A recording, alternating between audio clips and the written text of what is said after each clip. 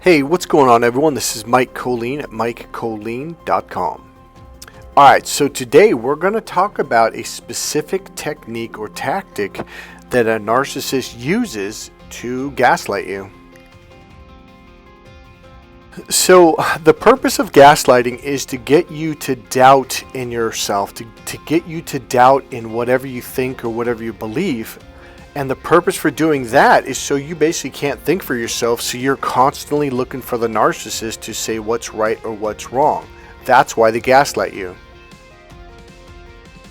So essentially what the narcissist has done is they've got you to doubt yourself so much that they've hijacked your brain and they become your brain. They begin to think for you. They'll tell you what to eat, what to do, to quit your job, work over here instead of over there, to do this instead of that, to change your haircut. Oh, that doesn't look good. You should dress like this. So this is why a narcissist does that, because ultimately, if you think back to the slave master days in this country or other countries, what is it? It literally, when I run up to my last narcissist, I was like, this person acts like he owns me. It was the most freaky feeling in the world. And it dawned on me, this is what a slave master thinks. This is the way they think. They want to control every move, every thought, every aspect of your life.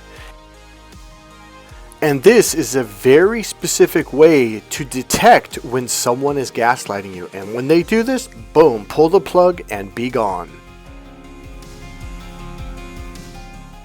Alright, so you've probably heard this, saw it in a video, but there's something that I bet you've never figured out and never heard in any other video from any other person. And I'm going to explain it right now. So here's what happens. A narcissist will say something to you. It could be anything. It could be a belief, or this is what they like, or this is what they don't like, etc., right? And then what they do is they will come back to you, and either to another person they'll say the complete opposite, and you're like, wait, what? And then you might wait until after they're done talking to that person, pull them aside and say, hey, I thought you said this last week. And they're like, no, I never said that. You're like, yeah, you did. Like, no, not me. And they say it so convincingly that you begin to doubt yourself.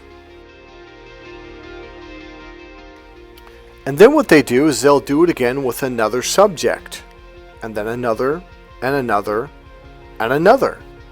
And so basically, here's what happens: is in the beginning. I'm gonna give it to you right now. I'm just gonna let the cat out of the bag. I'm just gonna kind of delay it, but screw that. Let's get it over with. So here's what happens.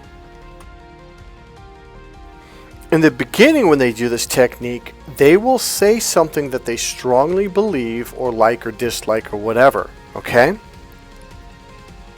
And then what they'll do is about a month later or so. So it's going to be, what they do in the beginning is they spread it out pretty far. It's going to be a couple weeks to maybe longer, a month, right? And then they'll say the complete opposite. And you're going to be like, wait a minute, I thought you said you liked this, or I thought you said you believe this. And they're looking at this confused, lost act. That's why I say, and action, because they're all Hollywood actors. And they'll look at you with this lost look of, no, not me. I never said that. So number one, the tactic is, I never said that. Okay. Number two, this is the key to this tactic. In fact, this is the part that makes it work. If they don't do this, it doesn't work as effectively and you catch on. So here's what it is. In the beginning, they spread it far apart. Okay. So then as you move along, they'll say something, and then it'll be 3 weeks and say, no, I never said that. And then it'll be something else, and then it'll be 2 weeks, and then it'll be 10 days. It'll go all the way down to where they will say something to you on purpose, a belief or a thought or something they really strongly feel about. And then 5 minutes later, they'll either say the opposite or something that leads to not believing that or saying that. And you're like, wait a minute, you literally just said blah, blah, blah, blah, blah. And they're like, no, not me. I'm like, you just effing said it 5 minutes ago. Or at one point it was like literally, it was like 30 seconds. Like, no, not me. So the reason why they spread it apart at first is they're basically conditioning your mind to accepting them constantly negating themselves, constantly saying, oh, I didn't say that. Because what they're doing is, number one, this way they can play both sides of the fence, okay? Number two, it gets your brain to accept this behavior. Because in the beginning, it was, a month apart, and like, well, maybe I did make a mistake. Number three, what it does, it makes you begin to doubt yourself. Maybe it was me. Maybe I did mistake him for saying that, or her for saying that. So this is a narcissist's number one tool to gaslight you, to get you to doubt in yourself so they can begin to hijack your brain and to take charge of your brain and your life. They will get you to the point to where you'll give them your passcode to your bank account, you're giving them your money, you're giving them your paycheck, and on. Like, they literally want full control. You're just a slave to them. You're there to give them what they want. So here's what you do. If you run into someone, because this is an important piece here. If you run into someone who says something and then later, I don't care if it's a week later or 10 days or a month later, it says, no, I never said that. Boom. Be done with them, period. Because I'm telling you, here's what's going to happen. They're going to do it again and again, and it's going to get more and more, faster and faster, and closer together. And it's all you're going to hear is like, oh, I never said that, right? Here's the deal. They will deny it. All right, so here's what I mean.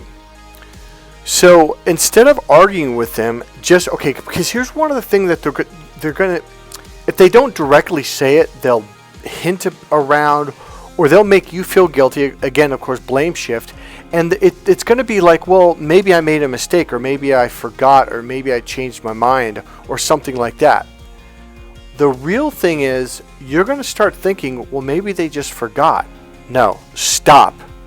If you are dealing with someone who forgets things that often, so okay, let's just say, let's give them the benefit of the doubt to the worst degree or the best degree, and say, oh, this person has a freaking head problem, so I don't want to deal with them.